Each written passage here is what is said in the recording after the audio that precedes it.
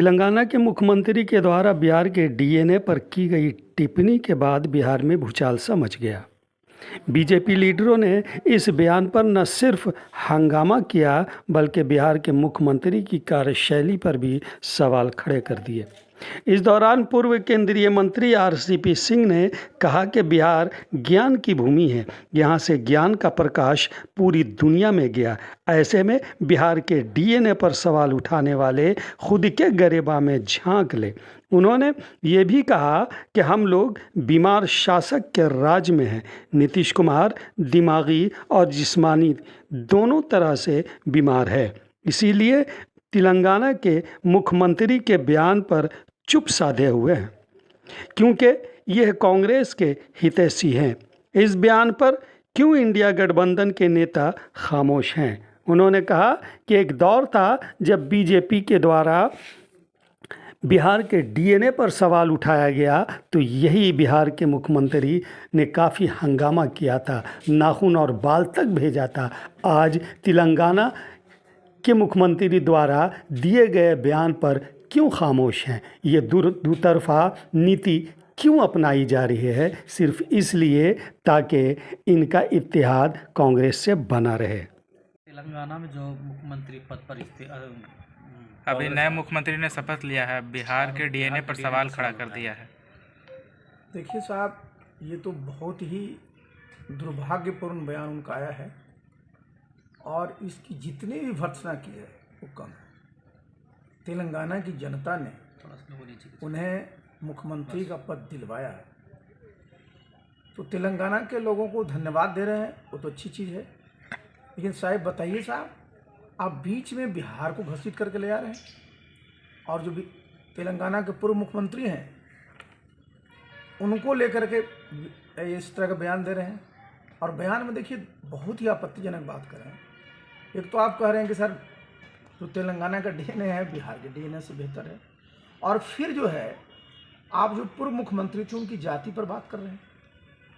देखिए भारतवर्ष जो है, हमारा जो ये राष्ट्र है, हमारा जो संविधान है, हमारे संविधान निर्माताओं ने जिस भारत की कल्पना की उसमें सभी राज्यों के लोग, सभी धर्म के मानने वाले के लोग, सभी जाति में जो रहते हैं उनके, सभी भाषा बोलने वाले, सबको बराबर का अधिकार दिया गया और सबको मिलकर करके ये भारत राष्ट्र बना।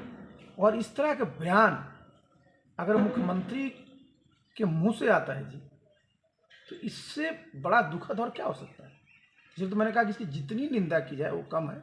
और उनको पता होना चाहिए मुख्यमंत्री जी को कि बिहार जो है ना वो सत्ता का केंद्र रहा है, ज्ञान का केंद्र रहा है, मगध एम्पायर। उनको पता होना चाहिए, इतिहास पढ़ लें, देख लें। इसका जो शासन था, इसकी सीमा आज जो भारतवर्ष है इसके बाहर भी थी। और एक यहाँ की संस्कृति रही, एक संस्कार रहा है। नालंदा विश्वविद्यालय, तक्षशिला तो था, आपको जानते हैं नॉर्थ वेस्ट इंडिया में, लेकिन विक्रमशिला विश्वविद्यालय, उदंतपुर विश्वविद्यालय, ये सब यहीं पर थे। तो बिहार के लोगों के बारे में इस प्रकार की टिप्पणी जो उन्होंने किया है वो निंदनीय है। और सबसे दुखद तो ये है कि बताइए कांग्रेस पार्टी के बड़े बड़े नेता उनके वहाँ गए, इस पर किसी ने खेद नहीं प्रकट किया। और बिहार में भी कांग्रेस पार्टी नीतीश बाबू की सरकार में सम्मिलित है, तो बिहार के जितने कांग्रेस के नेता हैं सबसे पहले तो उनको अपने स्वीकार करना पड़ेगा ना कि उनका डीएनए खराब है। और ये सर्टिफिकेट कौन दे रहा है? ये दे रहा है तेलंगाना के मुख्यमंत्री। तो तेलंगाना के मुख्यमंत्री को इस प्रकार का सर्टिफिकेट देने का अधिकार किसने दिया है? इसका मतलब है कि उनको जो है अधिकार मिला होगा उनके जो हाई कमांड है उनसे, क्योंकि उनको जो हाई कमांड है, उनके जो राष्ट्रीय अध्यक्ष हैं, चाहे सोनिया गांधी जी हैं, राहुल गांधी जी हैं, चाहे खड़गे जी हैं, किसी ने इसके लिए उनको लताड़ा नहीं। इसके लिए उनको सेंसर किया जाना चाहिए। और ये देखिए अपना भारतवर्ष जो है ना, ये इस तरह का देश नहीं है जहाँ की आप डीएनए के आधार पर लोगों में बांटने की कोशिश करिए। आपने देखा ना कुछ दिन पहले तमिलनाडु के सीएम ने किस प्रकार की बात की, एक मंत्री ने किस तरह की बात की। देखिए कभी भी भारतवर्ष को नॉर्थ साउथ में बांटने की कोशिश मत करिए। भारत एक पूरा का पूरा आज एक यूनिट है। अरे नॉर्थ साउथ क्या बांटने की बात करते हैं? हमारे जो बिहार के लोग हैं वो सभी जगह हैं। जो साउथ के लोग हैं वो यहाँ पर हैं। आप जरा चले जाइए बिहार में ही, कितने हमारे आंध्र प्रदेश के, तेलंगाना के यहाँ पर कॉन्ट्रैक्टर्स हैं, कितने हमारे सीनियर IAS IPS ऑफिसर्स हैं, रेलवे में हमारे ऑफिसर्स हैं, सबका योगदान है। हमारे बिहार के जितने भी वहाँ पर ऑफिसर्स हैं, बिहार के लोग हैं, बिहार के उद्यमी हैं, सब लोग वहाँ अपना योगदान दे रहे हैं। तो सब मिलकर करके हम एक भारत को मजबूत राष्ट्र बनाते हैं। और इस प्रकार का जो बयान देते हैं ना, वो उनकी ओछी मानसिकता का परिचायक है, और इसकी जितनी भी निंदा की जाए वो कम। कांग्रेस दे रही है तो महागठबंधन में अन्य पार्टियों पर इसका असर पड़ेगा या महागठबंधन पर? देखिए, महागठबंधन के लोग को तो पता नहीं क्या सांप सूंघ गया है। न तो माननीय मुख्यमंत्री जी का कोई बयान आया, न उनके उप मुख्यमंत्री का बयान आया, न बिहार के जो कांग्रेस के किसी नेता का बयान आया। इनको तो सीधा सीधा इस प्रकार के बयान देने वालों के खिलाफ अपनी बात रखनी चाहिए थी। और उनके, मैंने बताया ना कि हाई कमांड से कहना चाहिए था कि वहाँ के मुख्यमंत्री को इस वाले में बिल्कुल उनका सेंसर करना चाहिए, उनकी भर्त्सना करनी चाहिए और माफ़ी मांगना चाहिए उनको।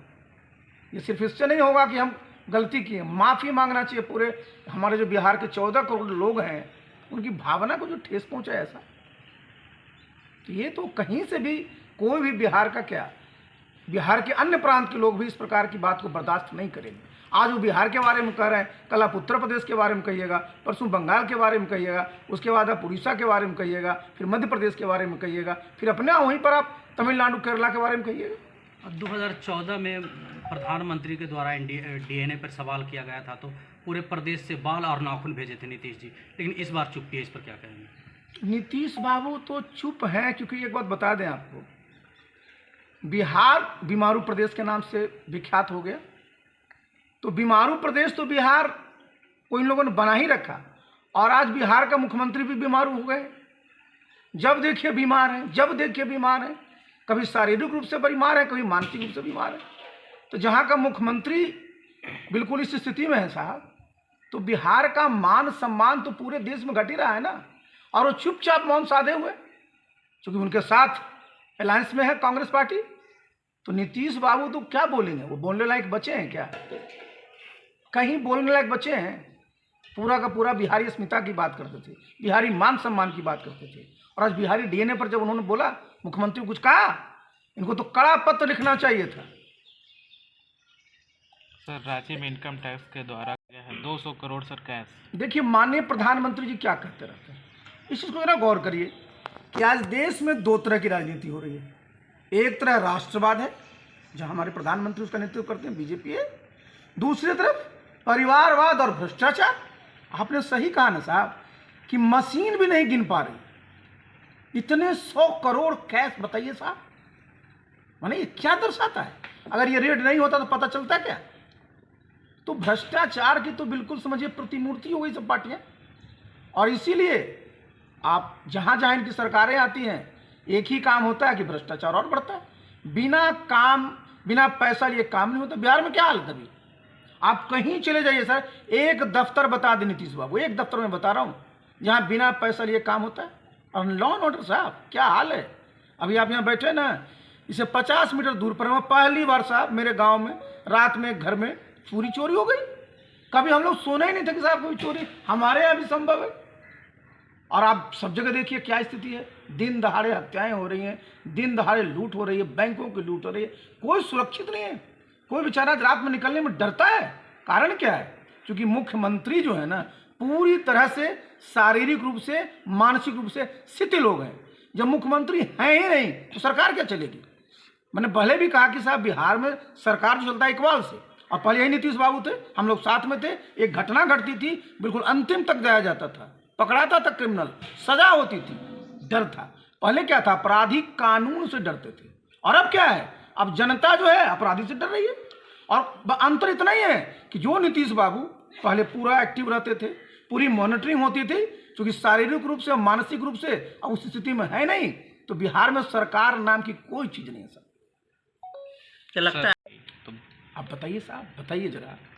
एक तरफ हम लोग सब लोग जो नारी के मान सम्मान के लिए बिल्कुल संकल्पित रहते हैं, और हमारी बेटियां जो हमारी मेडिकल कॉलेज में दाखिला लेती है, मेधा के आधार पर आती है, वो मेरिट पर पास करती है, और वो एक कुछ माने लड़कियों में से एक होती है, अगर उसका जो है मान सम्मान सुरक्षित नहीं है और वहाँ इस तरह की बात होती है, तो देखिए इस तरह के जो प्रशासन में लोग हैं ना, उन पर तो सख्त कार्रवाई करनी चाहिए। जो भी जिम्मेवार है उसको तो नौकरी से बाहर करना ही चाहिए और ऐसे लोगों के खिलाफ क्रिमिनल कार्रवाई भी होनी चाहिए। देखिए, कानून का भय होना चाहिए।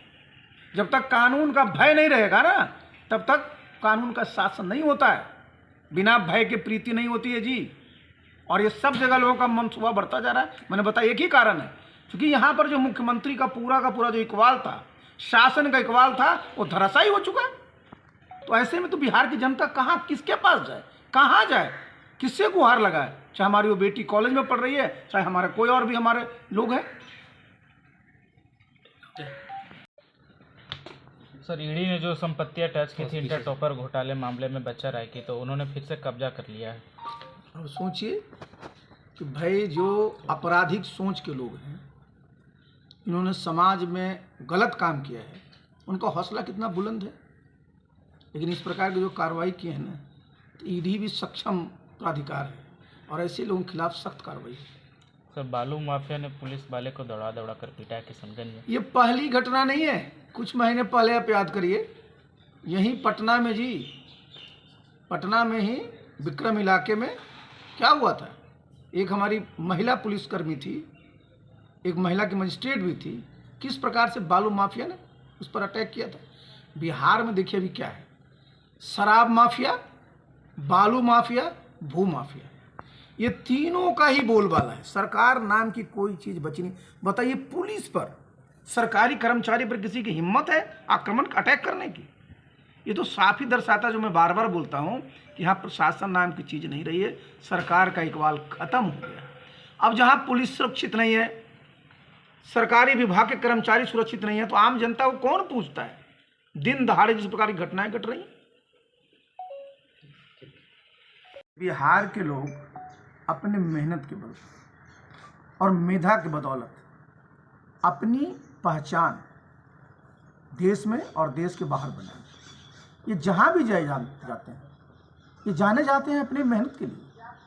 और बिहार के आप देखिएगा, बहुत सारे पदाधिकारी, बहुत सारे कर्मचारी, चाहे वो केंद्रीय मंत्रालय है, केंद्रीय विभाग हैं या अन्य राज्य सरकारें हैं, वहाँ जो वो काम कर रहे हैं, उनका योगदान देखिए अपूर्व रहा है जी। कारण क्या है ना कि मेहनती होते ही हैं और मेधा भी है। तो जहाँ मेहनत भी है और मेधा भी है, तो साहब स्वाभाविक रूप से उनका परफॉर्मेंस बहुत अच्छा होता है। और ऐसे बिहार के लोगों के डीएनए के बारे में अगर कोई सवाल उठाता है, तो भाई हमको तो ऐसे व्यक्ति की मानसिक स्थिति पर संदेह होता है, जो बिहार का इतिहास नहीं जानता हो। बिहार का गौरवशाली इतिहास रहा है, बिहार ज्ञान का केंद्र रहा है, सत्ता का केंद्र रहा है। और वैसे बिहार के लोगों के बारे में कहना, और वो भी इस अंदाज में कहना, जहाँ एक जाति को बीच में ले आना, बहुत ही दुखद है।